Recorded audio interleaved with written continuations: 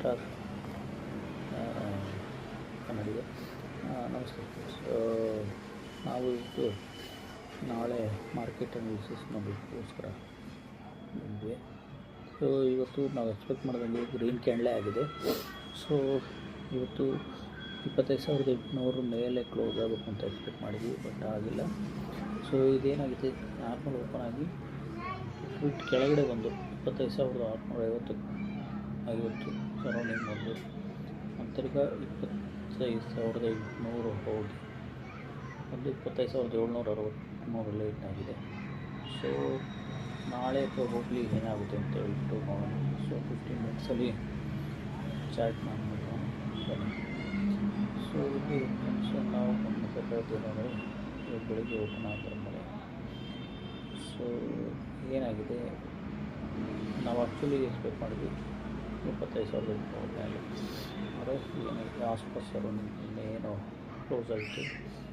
ಆಸ್ಪಾಸ್ ಸರೌಂಡಿಂಗಲ್ಲಿ open ಆದರೆ 25,800 ಮೇಲೆ ಒಂದು ಕ್ಲೋಸ್ ಆಗಿ 26,000 ಒಳಗಡೆ ಹೋಗಬೇಕು ಅಂತ ಒಂದು ಎಸ್ಟಿಮೇಟ್ ಹಾಕಿದ್ವಿ, ಬಟ್ ಅದಿನ್ನೂ ಆಗಿಲ್ಲ. ಇಲ್ಲೇನಾಗಿದೆ, 25,800 ಬಂದಿದೆ.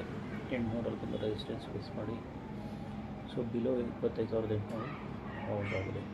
ಸೊ ನಾಳೆ ಏನಾಗ್ಬೋದು ಅಂತ ಒಂದು ಅನಲೈಸ್ ಮಾಡುವ.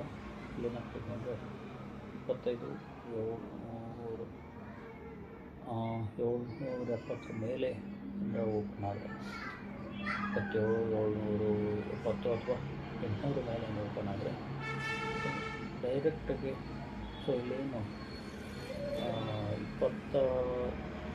27ನೇ ತಾರೀಕು ಏನು ಓಪನ್ ಆಗಿದೆ ಅಕ್ಟೋಬರ್, ಸೇಮ್ ಅದೇ ಥರ ಆಲ್ಮೋಸ್ಟ್ ಗ್ರೀನ್ ಕ್ಯಾಂಡ್ಲು 25,900 26,000ವರೆಗೂ ಹೋಗೋ ಚಾನ್ಸಸ್ ಇದೆ.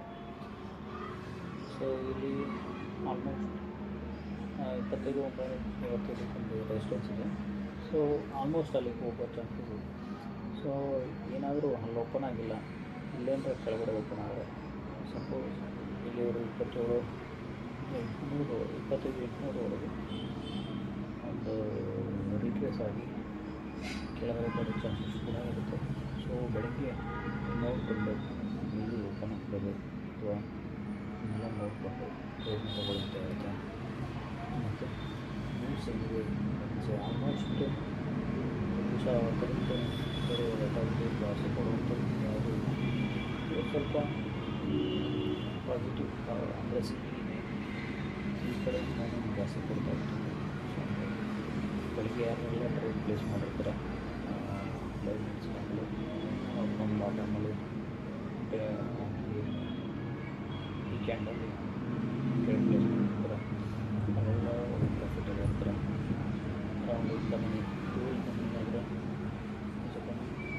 ಒಂದು ಒಳ್ಳೆ ಪ್ರಾಫಿಟ್ ಇರ್ತಾರೆ. 80 ಪಾಯಿಂಟ್ಸ್ ಕ್ಯಾಪ್ಚರ್ 90 ಪಾಯಿಂಟ್ಸ್ ಅಂತ ಕ್ಯಾಪ್ಚರ್ ಮಾಡ್ತಾರೆ ಅಂತ ಹೇಳ್ತಾರೆ. ಸೊ ಅದು ಇಷ್ಟಾಗುತ್ತೆ ಇವತ್ತಿನ ಮಾರ್ಕೆಟ್ ಅನಾಲಿಸಿಸ್. ಸೊ ಧನ್ಯವಾದಗಳು, ಶುಭರಾತ್ರಿ. ಸೊ ನೆಕ್ಸ್ಟ್ ನಾಳೆ ಬಾಯ್.